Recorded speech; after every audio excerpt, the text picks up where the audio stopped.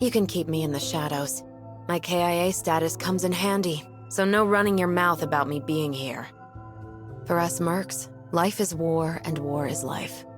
The only escape is death. Our struggle will never end as long as we live. Ascalon should have showed you my files. Messenger or mercenary, you ask? Doesn't matter. All you need to know is that I'm not after your life for now, Doctor.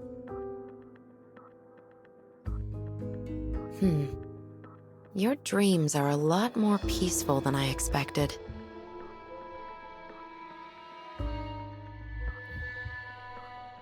Hello everybody, my name is Ludwig and this is Operator Overview. The operator I'll be reviewing is Ines, so without further ado, let's get right into it.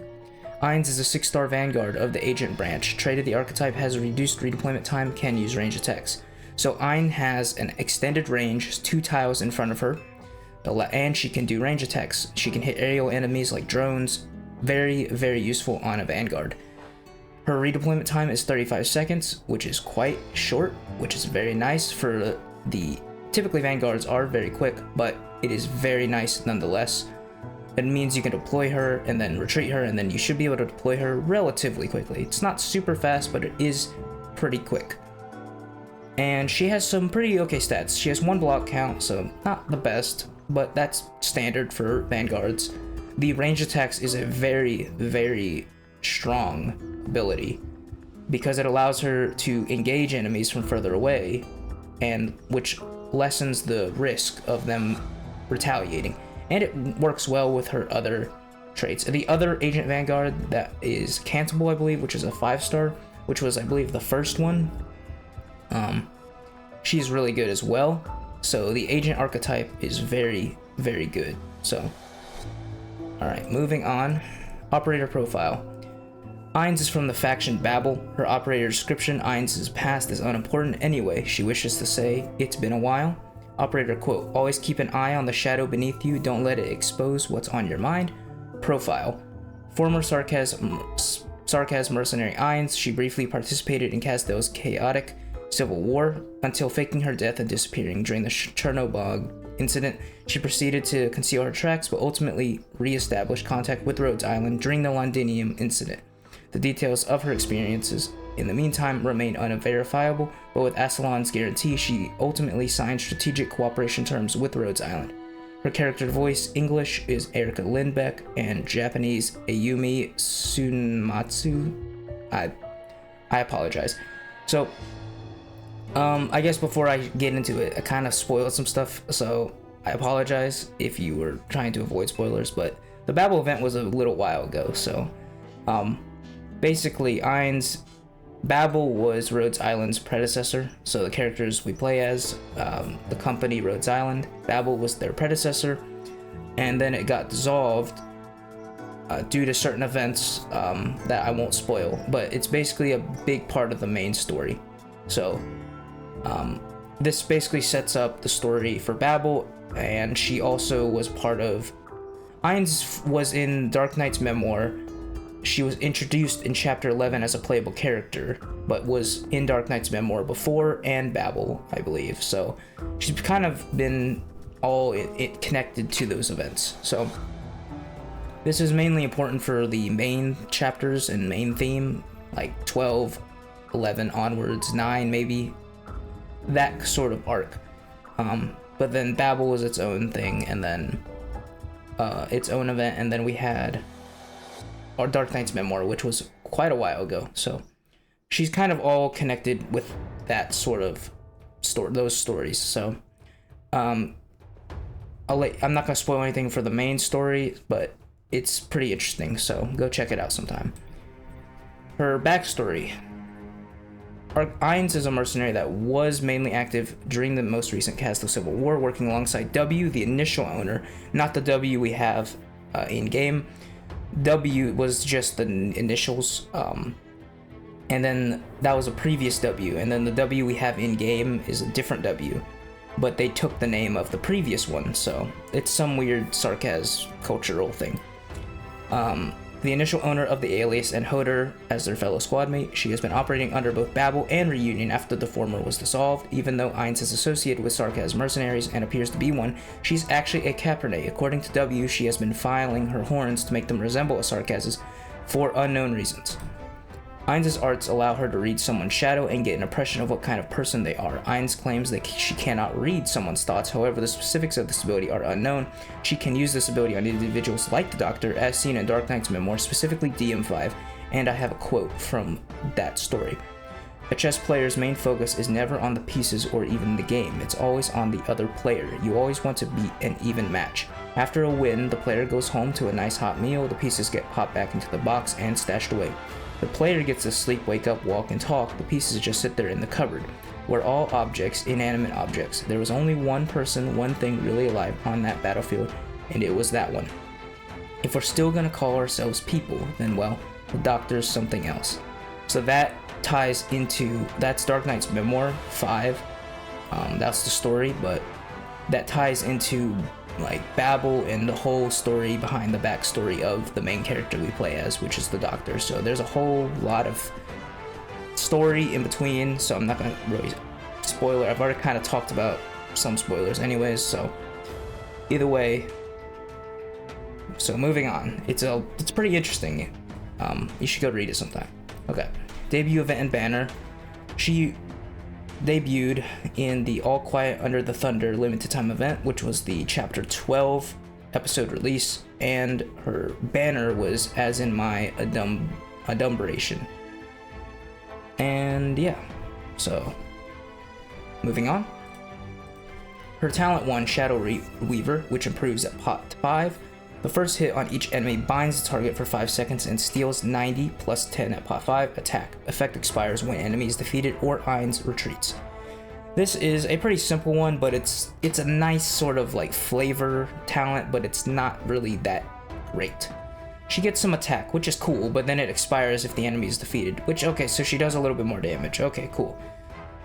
That's nice. The bind is interesting and synergizes with like Kubai and Hodor because of their talents, which work with bind, and but it's a 5-second duration, so it's more of a flavor, and it's only one time, so she hits the enemy, and because she has extra range, unless you have Hodor at a distance, you need to put him further away so that when she attacks the enemy, he can attack them. So it's not really something that great. Like, the bind is cool for 5 seconds, and it has some uses specifically on, I can think of one enemy. The guys during the Babel event that like run around and they have like the giants, they have the spears, and they keep running around, and then if they hit your unit, they'll like do a ton of damage based on how fast they're moving. She can technically, with the bind, completely immobilize them, which stops them from, like, it kills their momentum, which means they're not going to probably one-shot you anymore. That is it's still gimmicky, and it's a very specific niche scenario, but it does exist, so I will bring it up, but it's 5 seconds. Like, it's not like a reliable trait that's going to really improve their performance. It's just okay. But her second one's really good, so moving on. Talent 2, her Shadow Sentry is actually really good. So enemies within her attack range lose invisibility and have minus 30% movement speed. After retreating, Ines leaves behind a Shadow Sentry with the same effect. So in short, well, she already has the extended range. She has 2 tiles ahead of her, and with certain skills, she gets an extended range. So now, anything within that range will lose invisibility. So that's really great. She's basically Silver Ash. Silver Ash has a longer range, but still, that's really nice because she's a Vanguard, so you can quickly put her out, and then you get the invisibility reveal, which is great. And then she has a minus 30% movement speed. So this is different from slow, I believe, because it's not specified as slow. So let's say if I'm using Suzerain and her talent is based on slow, but technically slow is minusing their movement speed, but it is not specified on Ines as slow, so it would not, I don't think it would trigger Suzerain's talents, so that I don't think there's a synergy there, but it might, but it doesn't say slow, so usually they're pretty wordy about how things apply. Either way, minus 30% movement speed is great. I mean, it's just a free minus 30% movement speed to enemies within her range, so that's really good. The invisibility reveal is really nice because there's only some ways you can reveal invisible enemies, and typically I just use Silver Ash, so it's nice to have Ines being able to just reveal invisible enemies. So the Shadow Sentry will, once you retreat her, or if she's defeated, so she doesn't actually have to be retreated, you just have to, as long as you place her down, whatever direction Ines faces, that is where the Shadow Sentry will go. So if you place her upwards, the Shadow Sentry will face upwards, but it will be the same range as Ines. So it will be 2 tiles ahead, just like Ines' range. And basically you just pick wherever it's going to be. You just move it or deploy Ines the direction that you want the sentry to be, and that's where it's going to go. The Shadow Sentry will last 3,600 seconds, and yeah, so either way, it's pretty nice. There's not much else to say. I like the talent, it's quite good. Her talent 1 isn't that interesting though, but her talent 2 is very, very good. So it's actually packed with a lot. It's kind of actually, talent 2 is like multiple talents within a talent, so it's really good. So moving on. For mastery recommendations, I will go with skill 2, mastery 3, because it's kind of what I've always used with her. It's kind of like her signature. It grants extra attack and invisibility, so she can't be targeted. And she gains DP for every attack, and then she steals the enemy's attack speed every attack up to a cap, but it will allow Ines to then attack faster, which will then generate more DP, which is very important for a Vanguard. So skill 3 is a unique skill.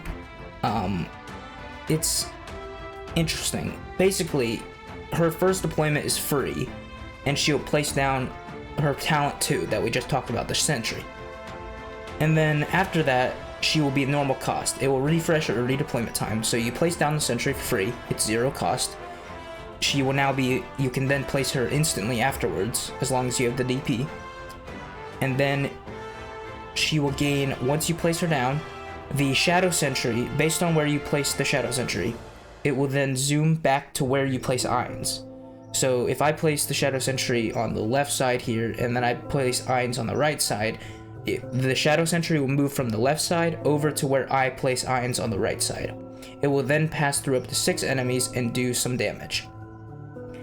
And so after you do that, it does its damage, it passes through, and then you place Ines.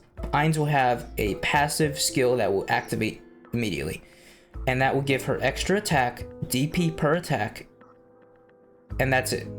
So she gets some extra attack and some deployment points each time she attacks, but it will only last a certain duration. Once the duration is up, you have to retreat Ines, and then you have to redeploy her again for it to become active. So it's a very interesting skill, but I don't think it's as useful as 2. And it requires a little bit of setup, but it is interesting, to say the least. I don't really find, if you need the Shadow Sentry, it's pretty useful. If you don't, it's not really that useful. There's very certain circumstances where you need the Shadow Sentry for the slow effect or the invisibility reveal, but they do exist, and this is nice because you can immediately use the Shadow Sentry instead of having to actually deploy Ines, which can save you. You can put her somewhere else. So it also will lower their movement speed, so it's pretty interesting mechanically. For skill 1, I would just say level 7. Skill 3, mastery 3, if you want to use it more often, but I'd still say her second skill is better, but 3 does have its uses. Skill 1, I don't really consider it very interesting. I would just leave it at level 7. So, skill 1, Raid Shadow Legends, the hit free-to-play RPG mobile game. Okay, sorry. I had to make that joke. I don't know, I've been, when I was making this video, when I was making this presentation, I had to, it was the first thing that came to my mind when I was reading the description of the skill. I'm pretty sure that's why they made it, because it's not very interesting. It's an offensive recovery, auto, trigger, no duration, initial SP 3, SP cost 3. Her next attack gains deals 80% of her attack as arts damage to the target every second for 3 seconds, does not stack, and gains DP. It's usable, but it's not very interesting.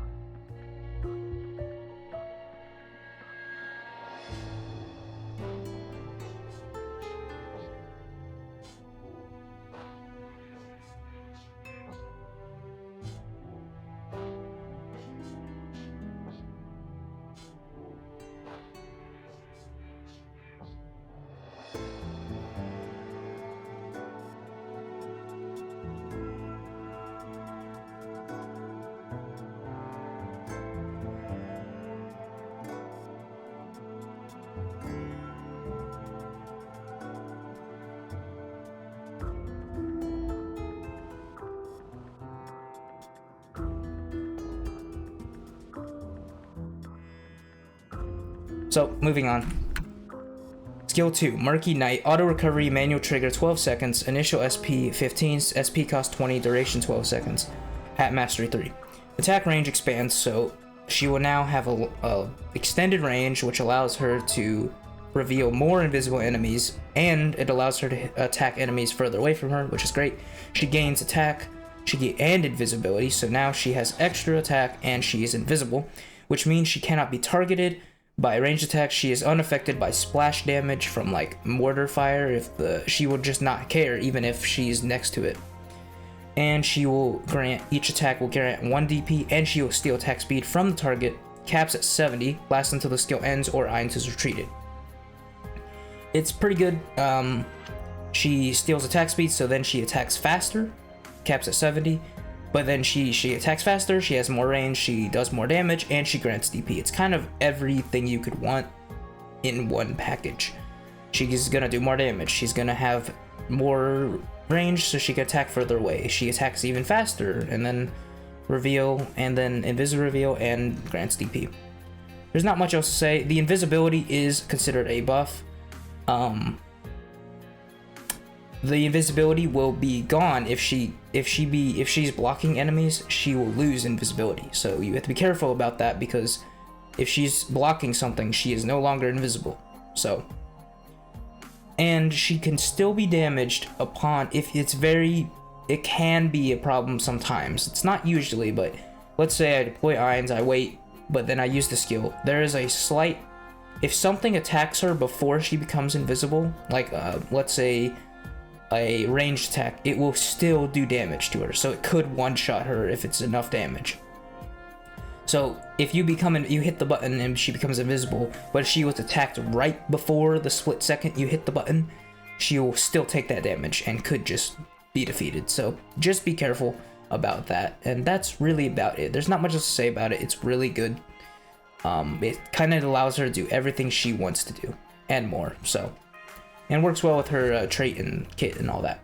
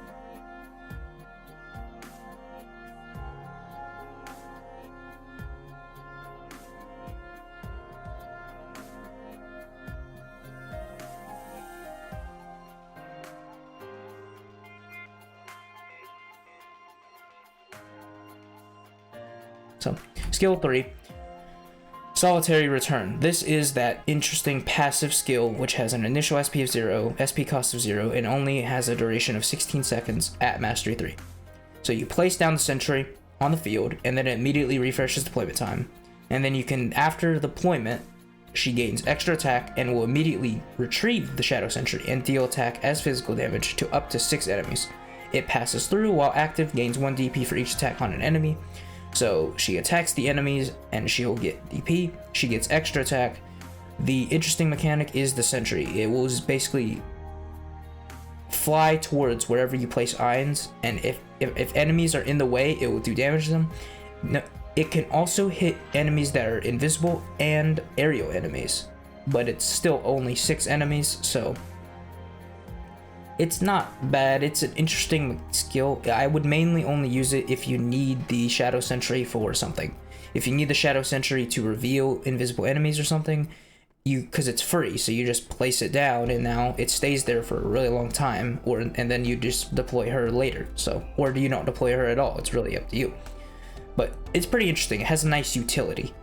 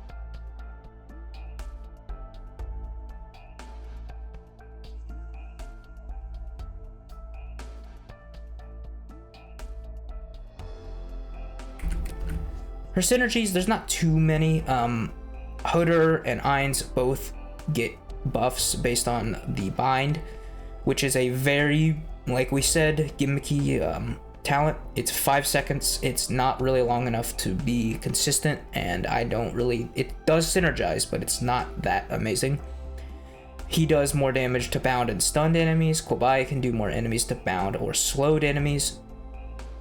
Bagpipe, the typical bagpipe in general always is more effective for any Vanguard. So Bagpipe's second talent increases all Vanguard's starting skill points whenever she is just brought in the squad. So you just bring her in the squad and she will get her skill faster. Everyone gets their skill faster, which is really, really useful. That is an extremely powerful talent.